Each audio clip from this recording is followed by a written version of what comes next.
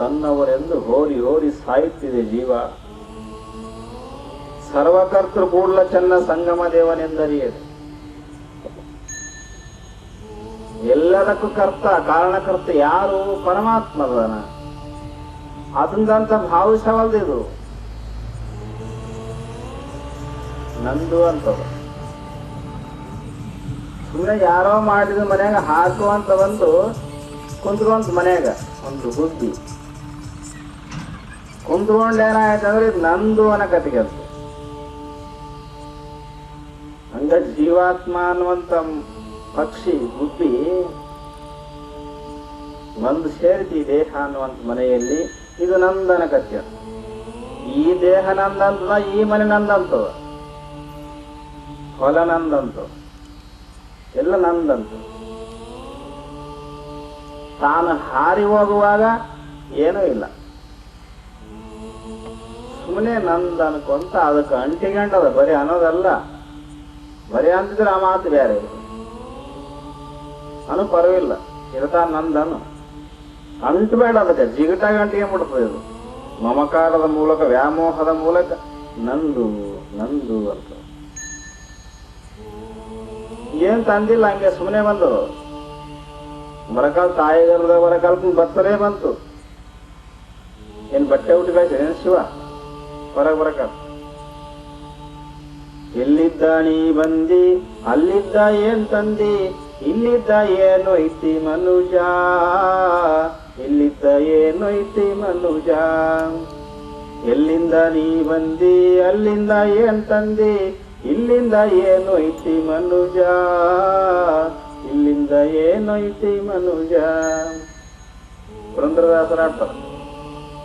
ಎಲ್ಲಿಂದ ನೀ ಬಂದಿ, ಅಲ್ಲಿಂದ ಏನ್ ತಂದಿ, ಮತ್ತೆ ಇಲ್ಲಿಂದ ಏನು ಐತ್ಯಪ್ಪ? ಪ್ರಶ್ನೆ ಈಗಲ್ಲ. ನೀ ಬಂದದ್ದೇ ಅಲ್ಲಿಂದ, ಮತ್ತೆ ಬರುವಾಗ ಏನೋ ತಗೊಂಬಂದಿ ಏನು, ಮತ್ತೆ ಹೋಗ್ಕಾಲಕ್ಕೆ ಏನು ಹೋಯ್ತು ಏನು? ಬರುವಾಗ ಏನೋ ತಂದಿದ್ರೆ ಮಾತ್ರ ಹೋಗ್ಕಾಲಕ್ಕೆ ಒಯ್ಬೇಕಾಗಿ, ನೆರವಿಲ್ಲ ತಂದಿರ್ತಿಲ್ಲ ಒಯ್ಬೇಕಾಗಿ.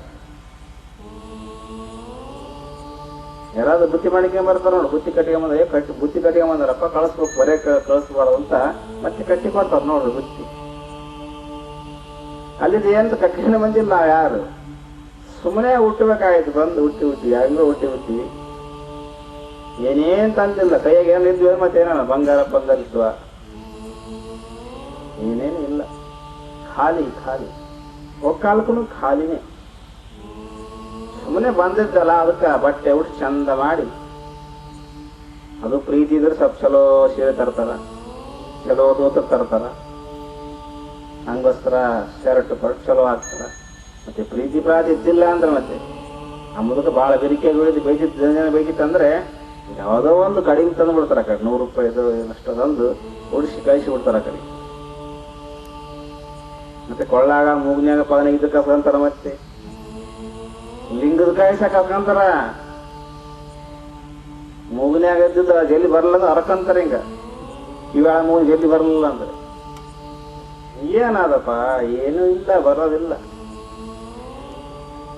ಅದಕ್ಕೆ ಅಲ್ಲಮ್ಮ ಪ್ರಭು, ಈ ಪಕ್ಷಿ ಹಾರಿ ಹೋಗೋದ್ರೊಳಗಾಗಿ ಪರಮಾತ್ಮನಲ್ಲಿ ಒಂದಾಗಿ ಬಂದ್ರು.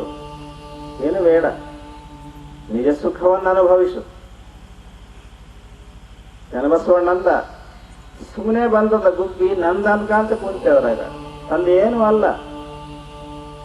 ಹೊಲ ಮನೆ ನಂದಂತ ಧರೆ ಧನ ಒನಪಿಯರು, ಕಂಡ ಪುರುಷರು, ಕಂಡ ಹೆಣ್ಣು ಅಂದನ ಕುಂತ್ಕೊಂತಿದ್ರು. ಎಲ್ಲ ಪರಮಾತ್ಮಂದಂತ ಭಾವಿಸಲಿಲ್ಲ ಅಂತ, ಎಲ್ಲ ಪರಮಾತ್ಮ. ಒಬ್ಬ ನಚಿಕೇತ ಅಂತಿದ್ದ, ಒಬ್ಬ ಬಾಲಕ. ಬಹಳ ಶತಮಾನದ ಕಥೆ ಇತ್ತು. ತಂದೆ ಬ್ರಾಹ್ಮಣ ಯಜ್ಞ ಮಾಡ್ತಿದ್ದ. ಯಜ್ಞ ಮಾಡಿ ಹೋಮ ಮಾಡಿ ಗೋದಾನ ಮಾಡ್ತಿದ್ದ ಎಲ್ಲರಿಗೂ. ಅಂದ್ರೆ ಆಕಳಗಳು ದಾನ ಮಾಡ್ತಿದ್ದ. ಅವು ಎಂತ ಆಕಳಗಳು ಅಂದ್ರೆ ಹಾಲು ಕೊಡ್ಲಾರ್ದ ಆಕಳಗಳು. ಹಾಲು ಕೊಡವಲ್ಲ, ಅವಕ್ಕೇನಂತ ಕರಿತಾರ? ದೊಡ್ಡ ಆಕಳ ಅಂತ ಕರಿತಾರೆ. ಅಂತ ಹಸುಗಳನ್ನ ದಾನ ಮಾಡಿ ಹೆಸರುಗಳು ಅಂತ ಗೋದಾನಾಸುರ ಅಂತ. ಬಾಲಕ ನೋಡ್ತಿದ್ದ, ತಂದೆನೆಲ್ಲಾ ನೋಡ್ತಿದ್ದ, ಯಜ್ಞ ಮಾಡಿ ಗೋದಾನ ಮಾಡೋದು ಎಲ್ಲ ಮಾಡ್ತಿದ್ದ.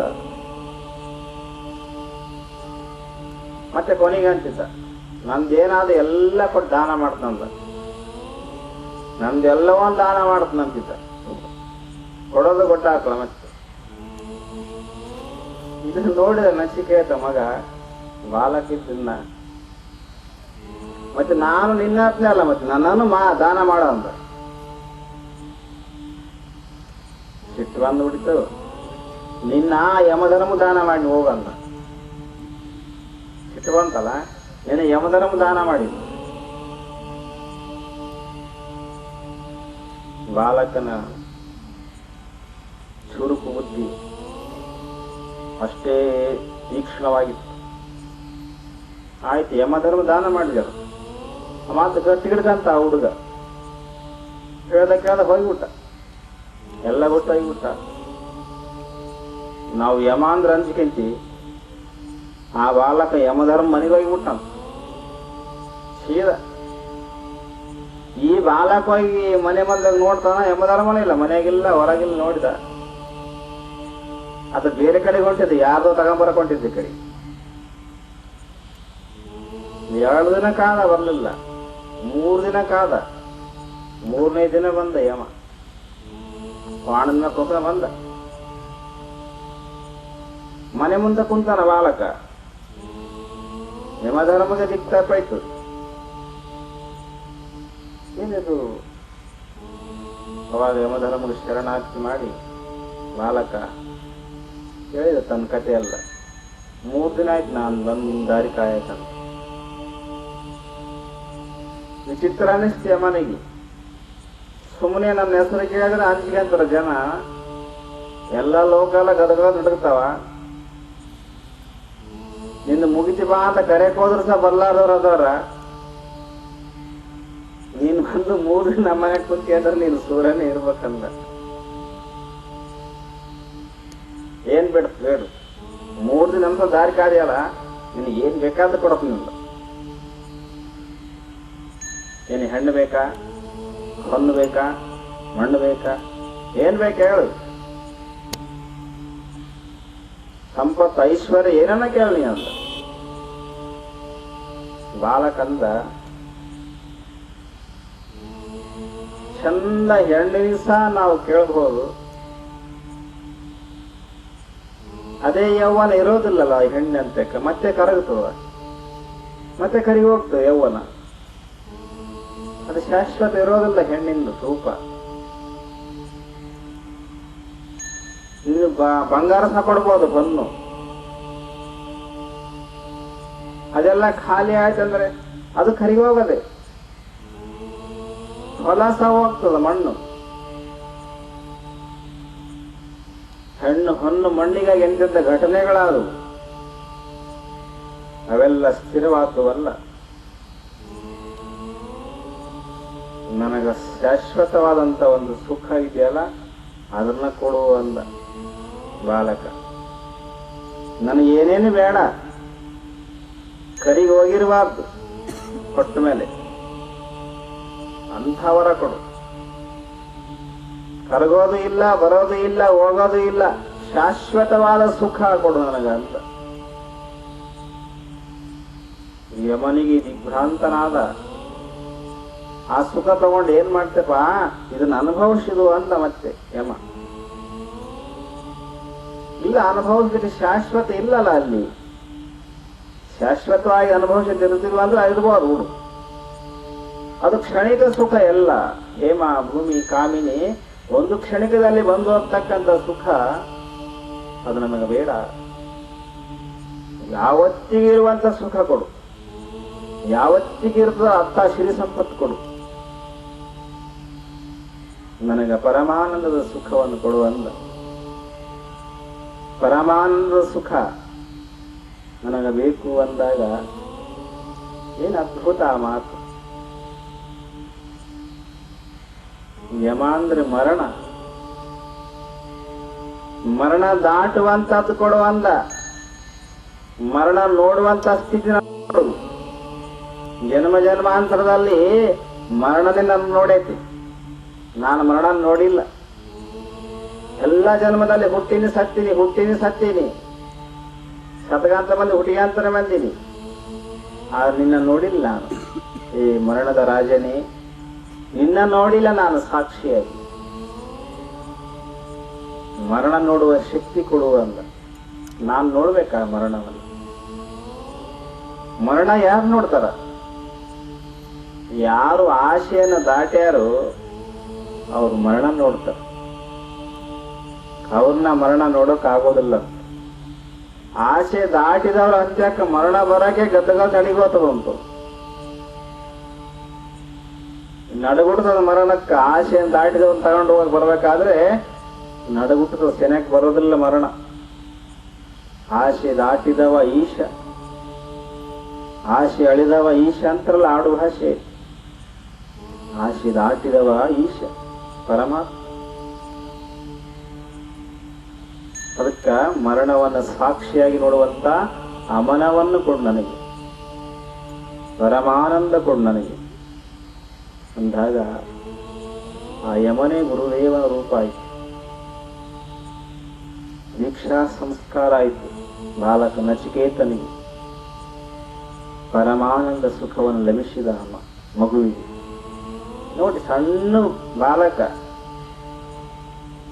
ಬಾಲಕ ಎಂಥ ಒಂದು ವರ ಕೇಳಿದತ್ತಂದ್ರೆ ಅದ್ಭುತವಾದ ವರ. ನಾವು ಇಹದಲ್ಲಿ ಸುಖ ಆಗಿರ್ತಕ್ಕಂಥ ವರವನ್ನ ಕೇಳ್ತೀವಿ, ಇಹಪರ ದಾಟಿದ ಸುಖ ಕೊಡುವಂತ ಬಾಲಕ. ಅದೇ ಪರಮಾನಂದದ ಸುಖ, ಶಾಶ್ವತವಾದ ಸುಖ. ಅಂತಹ ಸುಖವನ್ನು ಅನುಭವಿಸ್ರಿ. ಬೋಧವ ಸುಖವಾಯಿತು ಆನಂದದ, ಬೋಧವ ಸುಖವಾಯಿತು ಆನಂದದ. ಭವದ ಬಾಧೆ ಪರಿಹರಿಸಿದ ಗುರುವರ, ಬೋಧವ ಸುಖವಾಯಿತು ಆನಂದದ, ಬೋಧವ ಸುಖವಾಯಿತು ಆನಂದದ. ಅಂತರಂಗದೋಳೆನ್ನ ಅಹಂಕಾರ ಬಿಡಸಿದ, ಕಿಂಕರ ಭಾವ ತೋರಿದ ಶಂಕರ.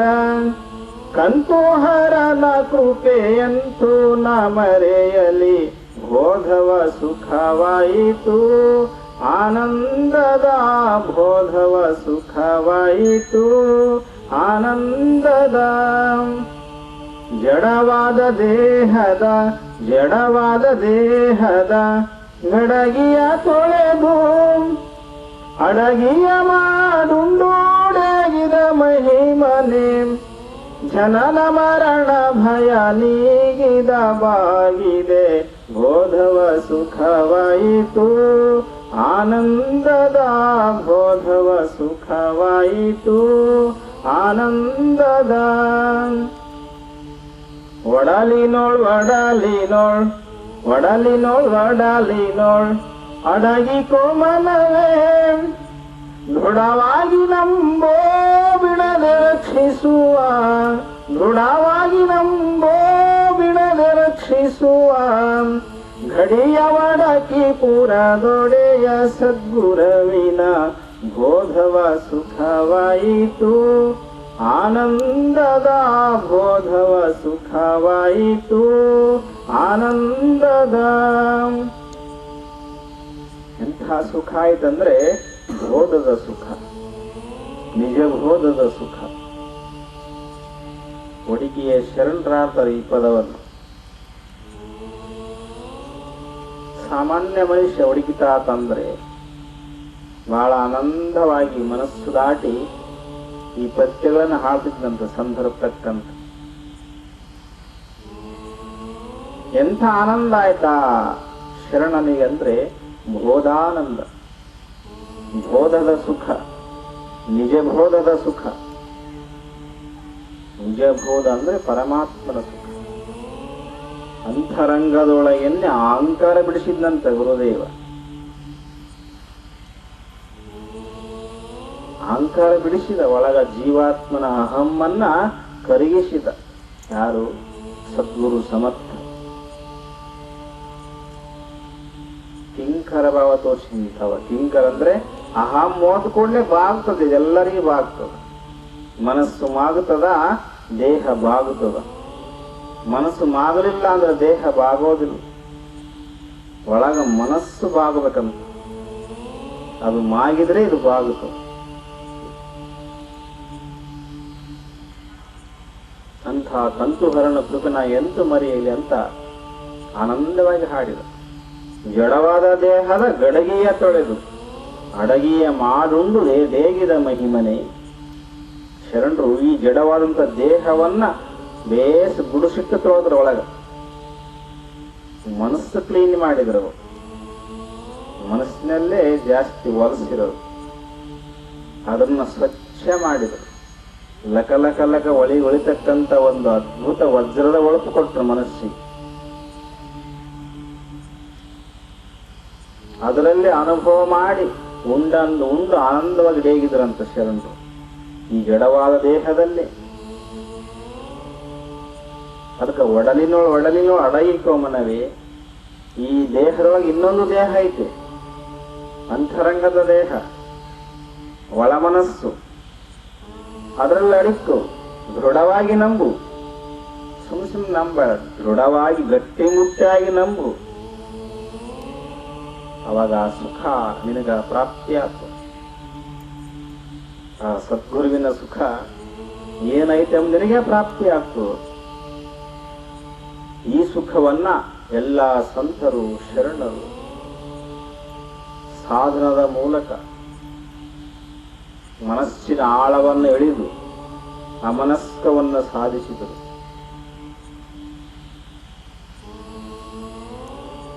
ಮನಸ್ಸಿನ ಆಳ ಇಳೆವರೆಗೆ ಮನಸ್ಸು ಅರ್ಥ ಆಗೋದಿಲ್ಲ. ಸಕಲೇಂದ್ರಿಯಗಳಲ್ಲಿ ವಿಕಾರಿಸುವ ಮನವನ್ನು ಸೆಳೆದು ನಿಂದಾದ ಸುಖಿ, ಪಂಚೇಂದ್ರಿಯಗಳ ಇಚ್ಛೆಗೆ ಕೀಳು ಮನಂಗೊಂಡು ಸುಳಿವಾತ ದುಃಖಿ. ಮನವು ಬಹಿರ್ಮುಖವಾದೊಡೆ ಮಾಯಾ ಪ್ರಪಂಚಿ, ಮನವು ಅಂತರ್ಮುಖಿಯಾದೊಡೆ ಅವಿರಳ ಜ್ಞಾನಿ. ಮನವು ಮಹಾದಲ್ಲಿ ನಿಂದಾತ ಮುಕ್ತನು, ಮನೋರ್ಲಯವಾದಡೆ ಸೌರಾಷ್ಟ್ರ ಸೋಮೇಶ್ವರ ಲಿಂಗದಲ್ಲಿ ಅವೇಧ್ಯನು. ಆದಯ್ಯ ಶರಣರಂತರ ಈ ವಚನವನ್ನು ಸಕಲ ಇಂದ್ರಿಯಗಳಲ್ಲಿ ವಿಕಾರಿಸುವಂತ ಮನಸ್ಸನ್ನ, ಸಕಲ ಇಂದ್ರಿಯಗಳಂದ್ರೆ 10 ಇಂದ್ರಿಯಗಳದಾವ. 5 ಜ್ಞಾನೇಂದ್ರಿಯ, 5 ಕರ್ಮೇಂದ್ರಿಯಗಳಂತೆ. ಈ ಇಂದ್ರಿಯಗಳಲ್ಲಿ ವಿಕಾರ ಮಾಡ್ತದೆ ಯಾವುದು? ಮನಸ್ಸು. ಅಂಥ ಮನಸ್ಸನ್ನ ಸೆಳೆದು ಯಾರು ನಿಂತಾರೋ ಹಿಡ್ಕೊಂಡು ಧ್ಯಾನದ ಮೂಲಕ ಅವರು ಸುಖಿಗಳಂತ. ಸಕಲೇಂದ್ರಿಯಗಳಲ್ಲಿ ವಿಕಾರಿಸುವ ಮನನು ಸೆಳೆದು ನಿಂತಾದ ಸುಖಿ. ಪಂಚೇಂದ್ರಿಯಗಳ ಇಚ್ಛೆಗೆ ಕೀಳು ಮನಂಗೊಂಡು ಸುಳಿವಾದ ದುಃಖಿ. 5 ಜ್ಞಾನೇಂದ್ರಿಯಗಳ ಇಚ್ಛೆಗೆ ಕೀಳು ಮನಸ್ಸಲ್ಲಿ ಯಾರು ಸುಖ ಅನುಭವಿಸ ಪ್ರಯತ್ನ ಮಾಡ್ತಾರೋ, ಕಣ್ಣಿನ ರೂಪ, ಕೆಟ್ಟ ಶಬ್ದ, ಕೆಟ್ಟ ಮಾತಾಡೋದು, ಮತ್ತೆ ಯಾರ್ಯಾರನ್ನ ಮುಟ್ಟಿ ಸ್ಪರ್ಶ ಮಾಡೋದು, ಇದು ಸುಖ ಅಂತಾರೆ. ಅದಕ್ಕೆ ಕೀಳು ಮನಸ್ಸು ಅಂತಾರೆ. ಅದಕ್ಕೆ ಅವನಿಗೆ ದುಃಖ ಪ್ರಾಪ್ತಿ ಆಗ್ತದಂತ ಜೀವಾತ್ಮನಿಗೆ. ಪಂಚೇಂದ್ರಿಯಗಳ ಇಚ್ಛೆಗೆ ಕೀಳು ಮನಂಗೊಂಡು ಸುಳಿವಾದ ದುಃಖ. ಮನವು ಅಂತರ್ಮುಖಿಯಾದೊಡೆ ಅವಿರಳ ಜ್ಞಾನಿ. ಮನಸ್ಸು ಅಂತರ್ಮುಖಿ ಆಯ್ತು, ಆಲೋಚನೆ ಬರ್ಲಾರ್ದಂಗ ಆಯ್ತು ಅಂದಾಗ ವಿರಳ ಅಲ್ಲ, ಅವಿರಳ. ಅವಿರಳ ಜ್ಞಾನಿ ಚನ್ನಬಸವಣ್ಣ ಆದಂಗ ಆತನಂತ. ಅವಿರಳ ಜ್ಞಾನಿ ಅಂತ ಕತ್ತಿ ಚನ್ನಬಸವಣ್ಣ 12 ವರ್ಷದಲ್ಲಿ ಅವಿರಳ ಜ್ಞಾನಿ ಅಂತ ಬಿರುದು ಪಡೆದ ಚನ್ನಬಸವ. ಕಲ್ಯಾಣದಲ್ಲಿ ಬಸವಣ್ಣವರ ಸಮ್ಮುಖ ಸಾನ್ನಿಧ್ಯದಲ್ಲಿ ಅಲ್ಲಮಾಪ್ರಭುಗಳ ಅಧ್ಯಕ್ಷತೆಯಲ್ಲಿ ಅವಿರಳ ಜ್ಞಾನಿ ಅಂತ ಬಂತು ಪಟ್ಟ. ಯಾರಿಗೆ? ಚನ್ನಬಸವಣ್ಣನಿಗೆ. ಯಾಕ ಬಂತಂದ್ರೆ ಮನಸ್ಸಿನ ಆಳ ನೋಡಿದ ಚನ್ನಬಸವೇಶ. ಅದಕ್ಕೆಲ್ಲ ಯಾರ ಕೃಪೆ? ವಿಶ್ವಗುರು ಬಸವಣ್ಣವರ ಕೃಪೆ. ತಾಯಿ ಗರ್ಭದಾಗಿದ್ದು ಮಗುವಿಗೆ ಸಂಸ್ಕಾರ ಮಾಡಿದ. ಅಕ್ಕನಾಗಮ್ಮ ಬಸವಣ್ಣವರ ಅಕ್ಕ. ಗರ್ಭಿಣಿ ಇದ್ದಾಗ 8 ವರ್ಷದಲ್ಲಿ 8 ತಿಂಗಳಲ್ಲಿ ಏನ್ ಮಾಡಿದ? ಗರ್ಭ ಸಂಸ್ಕಾರ ಕೊಟ್ಟ. ಲಿಂಗಾಯತ ಧರ್ಮದಲ್ಲಿ, ಬಸವ ಧರ್ಮದಲ್ಲಿ ಗರ್ಭ ಸಂಸ್ಕಾರ ಇದೆ. ದೀಕ್ಷಾ ಮಾಡಿದ ಕೂಸಿ ಗರ್ಭದಾಗಿದ್ದ ಬಸವಣ್ಣ. ಅದು ಹುಟ್ಟಬೇಕಾದ್ರೆ ಜ್ಞಾನಿಯಾಗಿ ಹುಟ್ಟಿತು. ಗುರುವಿನ ಕೃಪೆಯಿಂದ ಮಹಾಜ್ಞಾನಿಯಾಗಿ ಹುಟ್ಟಿತು. 12 ವರ್ಷದಲ್ಲಿ ಶಿವದರ್ಶನ ಆಯ್ತು. ಅದಕ್ಕೆ ಮನಸ್ಸು ದಾಟಿದ